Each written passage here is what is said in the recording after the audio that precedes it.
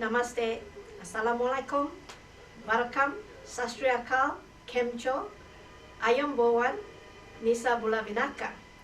Welcome to Cop Chat. I'm Jessica Puang, the Ethnic Responsiveness Manager for Tamaki Makaurau for the New Zealand Police. I wish to thank Apna TV for allowing us to use this platform to reach out to the communities. Today, I have the privilege of inviting Inspector Sandip Patel, the East Area Commander, to come and have a chat with me. Welcome, Inspector Sandip Patel. Thank you. Namaste, Jessica. Thank you for the invite. Yeah, thank you for coming. So, and I know the police, within the police, everyone calls you Sunny Patel, all right? So, Inspector Sunny Patel, would you like me to call you Sunny? Or yeah, that'd be great. Thank you, okay. Jessica. So, Inspector Sunny Patel, you are the East Area Commander of Waitemata District. And there are 3 areas in that district. So can you share with our community which suburbs do you cover? Yeah, so Waitemata East, better known as the North Shore, covers everything north of the Harbour Bridge. So it takes in suburbs like Devonport, Takapuna, out to the west of Beach Haven, Northcote, and goes up towards the BP in Silverdale on State Highway 1. It covers Browns Bay and goes out towards Greenhithe as well. So it's quite a big area for us in terms of the suburb. And I know you've got many staff. So your office is based where? Parkway Drive, which is just off Constellation Drive. All right. Yeah. So that's called the North Shore Policing Centre? North Shore Policing Centre. All right. Okay. And is it open 24 hours? So the public counter is open from 7 till 10, Monday to Sunday. All right. So 7 days they are open, Yes. but until 10 p.m. Yeah, that's okay. correct, yeah. Okay. All right. So, Inspector Patel, today what I like to touch on is about people's cars being broken into. Is that a concern in your area? Well, just not in my area, but also the whole district, the Waitemata district. Currently, what we're experiencing is a trend of vehicles that have been broken into where tools are being targeted. They're your like power drills, power tools, your nail guns, and what we're finding is there's been a trend of tools being stolen at the current moment. Yeah, but I know that in within the police there's a lingo that you use, a jargon that the police use when things are being taken from cars. What is it called? Oh, we call it theft X car. Theft X cars, of course. So, yeah. All right, and you're saying tools are being taken away. So from who? Who normally owns these cars? So they're normally your tradesmen, your builders, plumbers, right. electricians, and those tools are being taken from their vehicles on construction sites, from their home addresses when the vehicles are actually parked on their driveways or on the side of the road. Okay, so obviously, apart from that, are normal people's cars being broken into a lot as well? I mean, people like myself who's just driving my own vehicle to and fro from work, or maybe you could just go shopping. Do their cars are their cars also being broken into as well? Yeah, but not at the level that the tradesmen or tradespersons' cars are being broken into. Okay, why is that? Why is that so? At the moment, there appears that there's a need for those tools to be actually there's a market for them, a black market for them. Okay. And that's something we're actually looking into at the moment. So we do constant check with our what we call receivers and our second-hand dealers. Okay. So if it's, I mean, as taking what you've just said about construction workers, surely they have to put things in the cars and then go and do their work. So how can it prevent this from happening, from their cars being broken into? Well, there's a couple of things that the tradesperson can do. First of all, would be just making sure that they do the simple things like making sure the cars are locked. That's one of the biggest things that we're finding is that people's cars are being broken into where the doors are unlocked. All right, okay. Secondly, if they are on a construction site and they're going in and out of the construction building, then do not leave the door open. So they're leaving their boots open, they're leaving their car doors open, so they need to be closed and locked. So it prevents the opportunist thief from walking past, seeing the door open and taking anything that they can. So maybe, I suppose people are thinking that, well, it's just a short distance. So and I'm going to work there, and maybe I can actually keep a watch on my car, but actually they are more tied up with their work, because otherwise why wouldn't people lock their doors? You know, that's what I'm quite curious. Yeah, so it'd be a convenience thing for them. Convenience, yeah. As a tradesperson, if you're coming in and out of a building or a construction site and you're carrying tools, it's difficult to lock and unlock Yeah. and do that yeah, stuff. because of the amount of times that you're coming from your vehicle. So the advice is still, regardless of how short a time you're going to be away from your car, the advice is still to lock their doors before they leave, walking away from the cars. Yeah. Yep. Okay. And the other prevention tool that I would also, for the general public, is do not leave anything visible in your vehicles, in your cars. If you leave a bag in your back seat and it's only sports kit, a person walking past or a thief walking past will not know that's just your sports kit. They may think there's something valuable in there, so they're more likely to break into your car because they've seen something in your back seat. So we encourage people not to leave anything in sight in their cars. You've brought a very good point, and this is for everyday people we're talking about. Sometimes people like to leave their shoes inside, thinking that this is just a pair of old shoes, and it's okay. Do you find that that's also a risk there as well? We're not getting shoes as such reported as stolen Yeah. from cars. That's not something that's coming up as being But stolen. any bags that's covered and they can't see? Yeah, things like bags, any coins or cash that's left in the console, in your middle console, that's visible. Sunglasses, expensive pairs of sunglasses, things that will draw people's attention to that Even car. sunglasses? Yes. Wow. Okay. I know that there have been some ethnic people. They talk through WhatsApp and different social media, saying that you don't put your bags into your boot because those bad guys will also see and they'll break into cars. What's your thought on that? Well, it's more safer in the boot than it is visible. Yeah. In It's plain still view of better the to put it in the rather boot, than yeah. not put.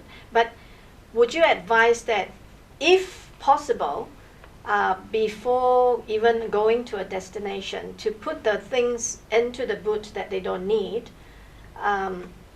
before they actually start their journey? Is that even better, or? Yeah, so that's something that would definitely prevent the crime from occurring in the first place. But in a realistic world, when if we come from work and we've got a laptop or something and we're going straight for a meal, then that will be in your car. So even if something as small as a laptop, if that was put in the back of the car or under the seat where it's out of plain view, that would help. Some people like to put their laptops underneath the chairs. What's your view on that? Well, as long as it's out of plain sight. view, yeah. So Because no one knows it's there. Okay. So realistically, as long as we keep clear, nothing is on the seats before we leave go away from the car, that is the best option. Yes. Yes. Yes. Okay. So, so say for example, if the car is being broken into, how often are properties being found, recovered? I haven't got specific numbers, but what I can say is that we do a lot of search warrants, or execute a lot of search warrants at people's houses. Now, the difficulty we find is to match up those items with the owner, because those items haven't been marked with any serial numbers or any driver license numbers. So if I go back to a tool stolen or a laptop stolen from a vehicle, if we're not told what the serial number of that laptop is, if we're doing a search warrant and we come across a laptop, we put that serial number of the laptop into our computer system. And if we haven't been told at the time of reporting what that serial number is for that laptop, then we can't find out who the owner of that laptop is. So it's then makes it really difficult for us. So I encourage everyone to keep hold of their serial numbers, mark all their tools with their driver license numbers, and when they're reporting the crime, ensure that they're telling the person at the other end of the phone what their serial number is and what their driver license number is and what everything's been marked with. Okay. Okay, so that's a bit of homework for us. We will now record our serial numbers against the property that we have. But is there a system that the police can encourage our viewers to do? What we have is a tool called Snap. Snap as in S-N-A-P? Yep, Snap. Okay. Now, if you log into that site, you can log all your serial numbers against your name into that site. Yeah, with the Snap, what we actually can do is we register all our property serial numbers, and we have a username and password, I believe, and we don't share it with others, correct? No, it's a secure. Secured, site. okay. Even the police can't see that. No, all we can pick up is the serial numbers. Yes. Yeah. And then say something is stolen, we log on ourselves, we print out whatever we've got lost, we bring it to the police station, and then we report it, and the police will match it with the recovered goods with our reported stolen items, and when it's found it's to be mine, you will give us a phone call to come and collect it? Yeah, so we can match those serial numbers into our system, and so we've then got that serial number. Okay. Yeah. Now then, how soon when, what is your question here? How soon when one reports? This is your question. No, it's what you put. Oh, they didn't? Okay. And also use it for insurance. Yeah, okay. So I want to ask, and also by doing so, it is good for the insurance purposes as well. But I want to ask Inspector Patel, what happens if people have not, you can't find the owner? What happens to those properties? So that property then gets auctioned off. If we can't find an owner, then it goes those tools or property goes to auction. And then the money goes to The government. the government. Yeah. Okay, not to the police. No, to the government. yeah. Okay. I think communities will be want to know exactly what's happened. All right. So okay, now I mean it's with theft ex cars, it's quite a straightforward thing that as long as we keep everything away and not to be seen by the public, then it reduces the risk of your cars being broken into, correct? Yeah, that's right. What do you think the community can do with the police to reduce such crime, apart from doing that individually? Is there anything else? Yeah, so like I said, lock all your doors. Even if your car's parked in your driveway at home, lock the door. If it's on a construction site or if it's at work or if you're in an apartment block with roller gates, always lock your car. Even in my own driveway? Even in your own driveway. When I have a gate? Yep, always lock. Why is that? Because there's always people out there that may walk past your driveway, walk past your house, see your car's unlocked, and the opportunist thief may decide that they want to come into your car. Okay, that's good. Can you also talk about those bad guys, they climb over the gate, and if the car's doors are not locked, it becomes quite easy for them to steal. Yeah. Because it Yeah, had so happened. that's your opportunist. Yes. Yeah. Okay. Can you talk about that as well? Yeah. So if I can appreciate if I have a gate, but the gate is open, and opportunists would walk in and check our cars. But at night, if my gate is locked, do I still need to lock my car? Yeah, because a thief can always climb your gate, get over, and just try your door. Okay. And if it's open, then they're not making any noise. But if your car's locked, then there's less likelihood of them breaking the glass because it's going to make a noise. Yes, and sometimes we don't think of things like that, details like that, but it's great to hear from you. So one thing, Inspector Patel, one last thing. I've worked with you I've known you for many years, but recently because I've gone to have the opportunity to work in Waitemata district, and often I see you. But since I've known you, you've always been a great listener. you actually listen to, well, in my experience, you listen very attentively and sincerely. And I know you have a huge number of staff being the area commander.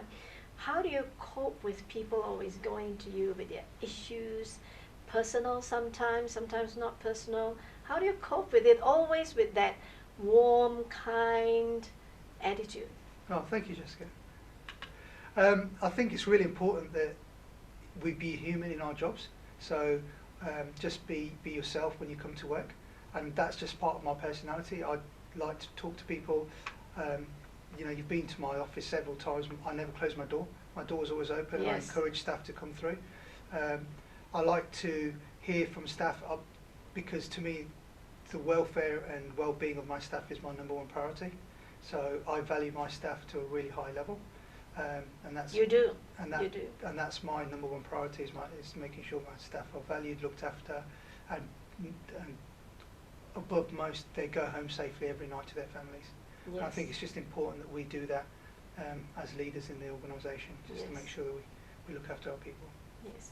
So, Inspector Patel, how soon should one report that their car's been broken into? Well, if they see someone actually break into their car then and there, and they're present, then it's pick up the phone and dial 111. I would encourage people not to actually approach those people, but to dial 111.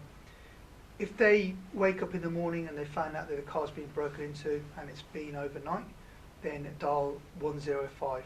Right. So now we have got this non-emergency Yeah. number 105. All right.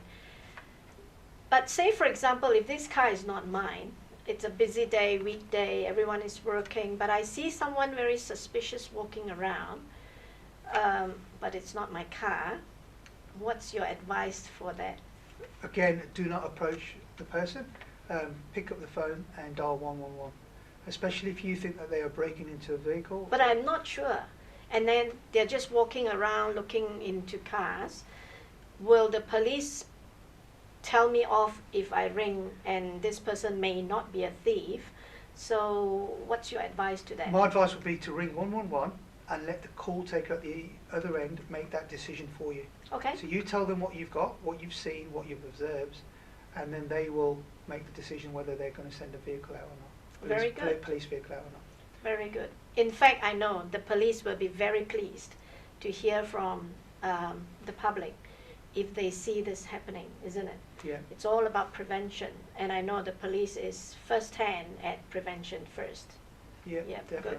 good. And one other thing I'd encourage the community to do is, if they believe that there's someone that's involved in stealing from cars, theft ex cars, or is a person that's actually receiving those stolen goods, is to get in contact with the police, either through 105 or through Crime Stoppers, where you don't have to leave your name or any details. You can call Crime Stoppers on 0800 555 111. Right. And I really encourage the community to do that.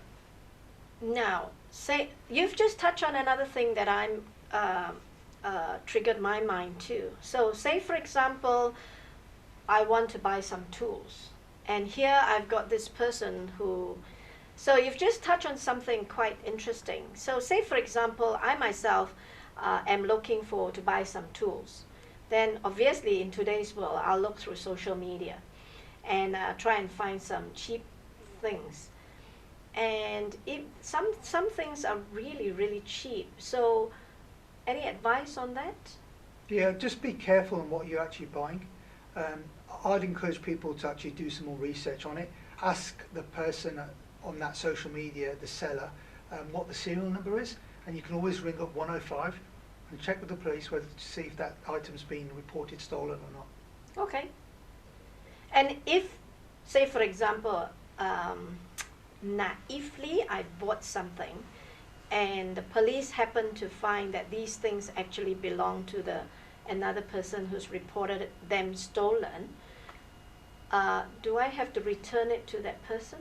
Yes, you would do. So under the law? Yes, because you would be, in theory, you'd be receiving stolen goods because you know that they're stolen. But I don't know. I just bought them from this person. Yes, if you've bought them from someone and then you know that they actually belong to someone else and they were stolen, then you know then that they're stolen, although you've brought them then and there. So innocently, you've brought them, so you're not committing any offences there, because you've brought them innocently. But then if you then keep them, having known that they were stolen, then you would be. Right. Yeah, so And you if need the- to return those I that see, property. I see. Yeah. What you're saying is the police come knocking on the door and say, I'm sorry, these things have been stolen, because maybe the thief has been apprehended, arrested, Yeah. and he said, I've sold it to so and so. So the police come knocking on the door, I have to return it. And then I lose the money Yeah. and the goods. So that's where, yeah. So I really encourage people to understand this and be vigilant about not buying goods that are so cheap, and we know there's something dodgy about Yeah. it. So if it's too good to be true, It usually Yeah, is. yeah. Yeah. That's very good advice, Inspector Patel. So, Inspector Patel, sure, you just mentioned about convenience and all that. Is there any other way that you could advise people who are watching now to keep safe of those, especially for the trade people? yeah. So when I mentioned that, you lock your car even when you're at home in your driveways, lock your cars, but it's always important to have a really good quality alarm. Okay. Because again, if your vehicle's being broken into at night and you have a good alarm, the alarm will sound and wake up you, your neighbours, Yep. to the fact that someone's actually breaking into your car. So this So is that's- not just for trade people; it's for, It's for everybody. everyone. No, Okay. Yeah, for Good. everyone. All right. Yeah. To have a good alarm, and when, yep, Yeah. I get that. Yep. But actually do something about it when the alarm sounds. Not yeah, just and I not. say, never not- mind. Yeah. Maybe it's the cat. Yeah, or not just think that someone else will do something about it. Yeah. So All it's for you to take that responsibility. Okay. All right. Thank you. So, from learning from you, Inspector Patel, and I would like to say to the communities, especially people who work in the trade or contractors kind of job, while it may seem to be convenient to leave the door unlocked for a little time while I just go in and do a bit of work and go in and out, you know, convenience it may be, but the risk of running into a situation where someone just walked past and nabbed your things, then I want to encourage people not to take the risk, but rather be vigilant about locking the door, even though it's just inconvenience, but keep your property safe. That's all the time we have for today. I'm sure we must have learned something of how to keep you and your family safe. Let's work together. Your feedback is important for us, so do email us. And tune in the next time and find out which other officer will I be inviting to have a chat with me. So thank you for watching Cop Chat.